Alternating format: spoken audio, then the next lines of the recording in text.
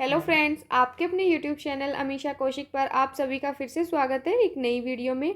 और जो हमारी आज की वीडियो है वो है Delhi state health mission Delhi की। इसमें ना आपकी रिक्रूटमेंट चल रही है हर पोस्ट के लिए। जैसे आपका मेडिकल ऑफिसर था, इसका हो चुका है, फार्मेसी की हो चुकी, अकाउंट असिस्टेंट के आपके इंटरव्यू चल रहे हैं, स्टाफ नर्स के इसके बाद हैं।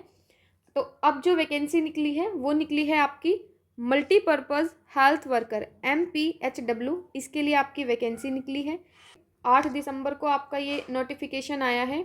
अभी तक में जितनी भी पोस्टें निकली उसमें सबसे ज़्यादा वैकेंसी आपकी इसी में निकली है, MPHW में, मल्टीपर्पज़ हेल्थ वर्कर में। जनरल की 81, OBC की 54, SC की 30, ST की 15 और EWS की 20। ठीक है, देखिए mode of selection will be made on the basis of document verification and interview.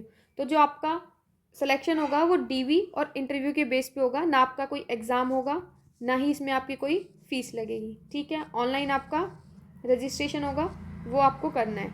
उसके बाद इन डॉक्यूमेंट वेरिफिकेशन के लिए मैं एक चीज़ आपको क्लियर कर देती हूँ कि जो भी एलिजिबिलिटी नीचे मैं आपको बताऊँगी, ठीक है, अगर उनमें से आपके पास कोई भी एक चीज़ नहीं है तो आप इस फॉर्म को बिल्कुल मत भरना, क्योंकि फिर आप वेस्टेज ऑफ टाइम है आपका।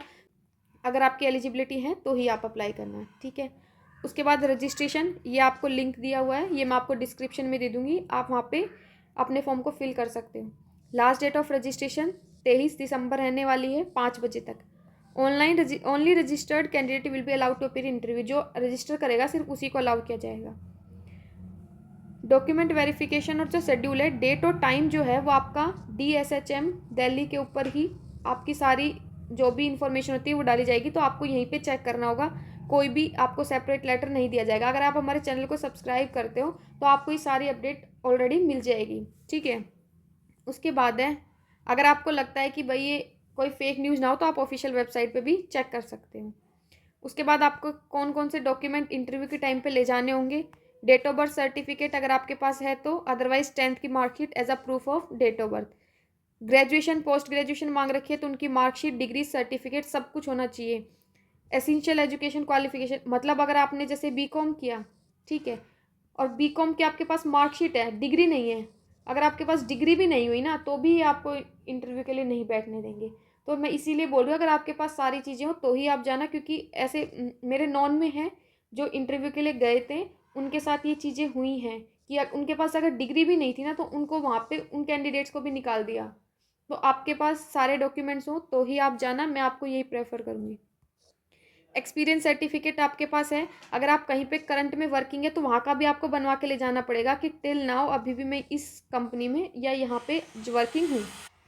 उसके बाद आपकी कास्ट सर्टिफिकेट, या आपके पास EWS है, आपकी जो भी कास्ट सर्टिफिकेट है या EWS सर्टिफिकेट है, ये आपके ना करंटली ईयर के होने चाहिए, करंट फाइनेंशियल ईयर के, मतलब 2025 से 2026 के बीच के होने चाहिए, तो ये आप वैलिड हो।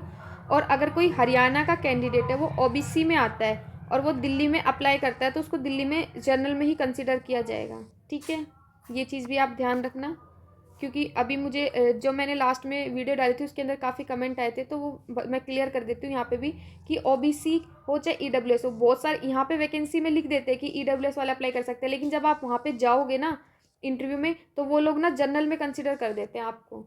ये है ही कि अगर आप हरियाणा के कैंडिडेट हो और OBC से भर रहे हो तो आपको दिल्ली में जनरल में ही कंसिडर किया जाएगा। ठीक है, EWS को कई बार ये कंसिडर नहीं करते, लेकिन अभी जो फार्मेसी का हुआ था उसके अंदर EWS वाले को भी जनरल में ही कंसिडर किया था। ठीक, उसके बाद है आपका ऑनलाइन रजिस्ट्रेशन एक्नॉलेजमेंट स्लिप, जो अभी आप ऑनलाइन भरोगे मैं आपको दिखा दूंगी, वो आपको लेके जानी है। ऑनलाइन ही रजिस्ट्रेशन होना चाहिए है, अगर आपका नहीं है तो आपको पेपर में अलाउ नहीं किया जाएगा, आपको TADA इंटरव्यू में नहीं दिया जाएगा। ठीक है, ये आपकी कॉन्ट्रैक्ट बेसिस जॉब है प्योरली। उसके बाद है जो भी आपका, they shall be an initial assessment probation period of 3 month from the date of first engagement. Cut off age, qualification, experience etcetera will be last, मतलब जो भी इसमें आपसे एलिजिबिलिटी मांगी गई होगी वो 23 दिसंबर 2025 तक आपकी कंप्लीट हो जानी चाहिए। रिलैक्सेशन जो है वो जो भी अथॉरिटी ने बनाया उसके हिसाब से मिलेगी। देखो यहाँ पे दे रखा है, OBC certificate with NCL and EWS issue bye appropriate authority of government of NCT of Delhi only will be accepted for the current financial year.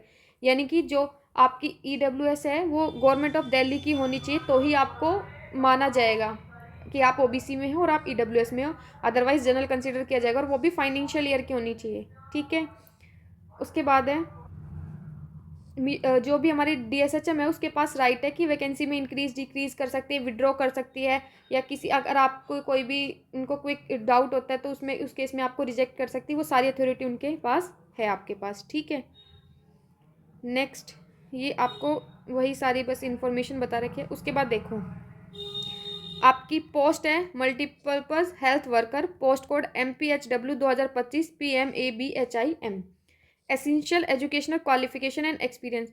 इसका मतलब है कि यहाँ पे जो चीज़ लिख दी ना 100%, 100 का भी 101 लगा लो, ये चीज़ें आपके पास होनी चाहिए। अगर इनमें से कुछ भी नहीं है ना तो आपको कंसीडर नहीं किया जाएगा, मतलब आपको डॉक्यूमेंट वेरिफिकेशन में ही बाहर निकाल दिया जाएगा, आपको इंटरव्यू तो देने भी नहीं देंगे। ठीक है, तो ये चीज़ें हों आपके पास तो ही आप अप्लाई करना, अदरवाइज नहीं। डिज़ायरेबल में अगर आपके पास होगा तो ठीक है, अगर नहीं भी हुई तो कोई इशू नहीं है, बट ये चीज़ें आपके पास होनी चाहिए। ऑक्सिलरी नर्स, मिडवाइफ और अबो course from any recognise institute and register with the Delhi nursing council. देखो आपके पास ये वाला कोर्स होना चाहिए, उसके साथ में वो रजिस्टर कहाँ से होना चाहिए, दिल्ली नर्सिंग काउंसिल। ठीक है, अभी जो लास्ट वीडियो थी उसमें कई बच्चों ने कमेंट किया था कि हमारे पास राजस्थान का है तो क्या वैलिड होगा, नहीं होगा। देखो यहाँ पे इन्होंने लिखा है एंड और registered with Delhi nursing counselling, ये होना ही चाहिए। अब इसके बाद अगर आपके पास ये नहीं है तो आपके पास ये होना चाहिए 12th from a recognise board या यूनिवर्सिटी। आपने 12th किया हो, उसके साथ साथ में आपका multipurpose health worker course from any recognise institute, या फिर आपने वो कोर्स किया हो किसी भी रिकॉग्नाइज इंस्टीट्यूट से। अगर इन दोनों में से आपके पास है तो आप एलिजिबल हो, फिर आप कहीं के भी कैंडिडेट हो, आप अप्लाई कर सकते हो। क्योंकि यहाँ पे इन्होंने ये मेंशन नहीं किया है कि यहाँ पे रजिस्टर्ड दिल्ली काउंसिल से ही होना चाहिए या किसी और चीज़ से, लेकिन यहाँ पे साफ मेंशन करा हुआ है। तो अगर आपके पास ये वाली क्वालिफिकेशन है तो आपका पास दिल्ली नर्सिंग काउंसिलिंग से रजिस्टर होना चाहिए, अदरवाइज 12th और मल्टीपर्पज़ हेल्थ वर्कर कोर्स किसी भी रिकॉग्नाइज इंस्टीट्यूट से। ठीक है, दोनों चीज़ क्लियर हो गई। अगर फिर भी आपको कोई डाउट हो तो आप मुझे कमेंट बॉक्स में कमेंट कर देना। ठीक है, डिज़ायरेबल का मतलब होता है कि अगर आपके पास है तो वेल एंड गुड, और अगर नहीं है तो चल जाता है। इसमें दे रखा है कि 2 ईयर और more work post qualification experience in A relevant field from government और गवर्नमेंट रिकॉग्नाइज इंस्टीट्यूट। या तो आपके पास 2 साल या 2 साल से ज़्यादा आपके पास क्वालिफिकेशन एक्सपीरियंस हो रिलेटेड फील्ड में, यानी कि हमारा जो MPHW है मल्टीपर्पज़ हेल्थ वर्कर, इसके अंदर आपने किसी गवर्नमेंट इंस्टीट्यूट से किया हो, या फिर कोई ऐसी संस्था जो गवर्नमेंट से रजिस्टर्ड है उसमें आपने काम किया हो। नॉलेज कंप्यूटर की आपको थोड़ी बहुत नॉलेज होनी चाहिए। में जो एज मांगी गई है वो आपकी मैक्सिमम 30, यानी कि 18 से 30 के बीच के लोग इसमें अप्लाई कर सकते हैं। मंथली रेमुनरेशन, यानी कि आपकी सैलरी जो रहने वाली वो 30,240 पर मंथ रहेगी। जो भी चीज़ें आपसे मांगी गई, one time age relaxation of up to 10 years for all category up to 30/3/2026। ठीक है, 10 साल तक का आपको रिलैक्सेशन दिया जा सकता है एक टाइम पे। तो ये था आपका इससे रिलेटेड जितनी भी आपकी इंफॉर्मेशन थी हमारी। उसके बाद हमें फॉर्म फिल करना है। देखो देखो यहाँ पे दे रखा है अप्लाई, क्लिक केयर करोगे। देखो यहाँ पे जैसे आप सेलेक्ट करोगे मल्टीपर्पज़ हेल्थ, यहाँ पे आप अपना नेम लिखेंगे, जैसे मैंने लिख दिया, एक सेकेंड, जैसे मैंने यहाँ पे डाल दिया अमीशा कौशिक। यहाँ पे आप फादर नेम डालेंगे, जो भी आपकी कैटेगरी है, general, SC ST OBC EWS, जिससे भी आप अप्लाई करना चाहते हैं, मोबाइल नंबर, आपकी मेल ID, यहाँ से आप अपनी डेट ऑफ बर्थ सेलेक्ट कर लेंगे। ठीक है, उसके बाद आपका एड्रेस डालेंगे, डिस्ट्रिक्ट, आप कौन सी डिस्ट्रिक्ट से अप्लाई कर रहे हो, जैसे मेरा रेवाड़ी है तो district Rewari, city Rewari, pin code जो भी है यहाँ का वो डाल देंगे। कंप्यूटर फ्लुएंसी यस कर देना अगर आपको थोड़ी बहुत कंप्यूटर की नॉलेज है तो।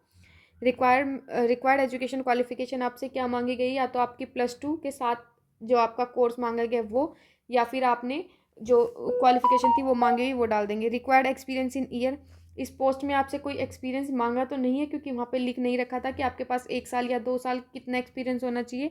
तो अगर आपके पास एक्सपीरियंस है तो आप यहाँ पे डाल के जैसे ही सेव करेंगे तो आपके पास एक नंबर जनरेट हो जाएगा, आप उसका प्रिंट ले लीजिएगा या फिर स्क्रीनशॉट ले लेना, क्योंकि फिर जब आप इंटरव्यू के लिए जाओगे तो उस स्लिप की आपको रिक्वायरमेंट होगी।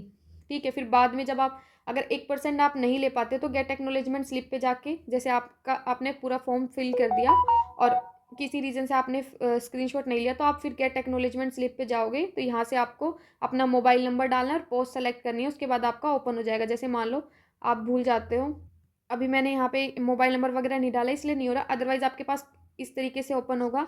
यहाँ पे आपको पोस्ट कौन सी है और यहाँ पे आपको मोबाइल नंबर, फिर उसके बाद सर्च करोगे तो ओपन हो जाएगा, तो वहाँ से स्क्रीनशॉट ले लेना। पर पहले ही ले लेना, क्योंकि फिर साइट कई बार चलती नहीं है, फिर आप इंटरव्यू के टाइम पे ढूंढोगे, तो उससे बेटर है अपना स्क्रीनशॉट ले लेना।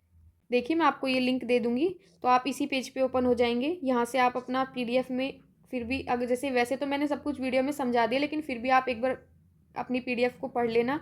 उसके बाद यहाँ से आप अप्लाई कर देना। कोई भी क्वेरी रहती है तो आप मुझे कमेंट बॉक्स में कमेंट कर देना।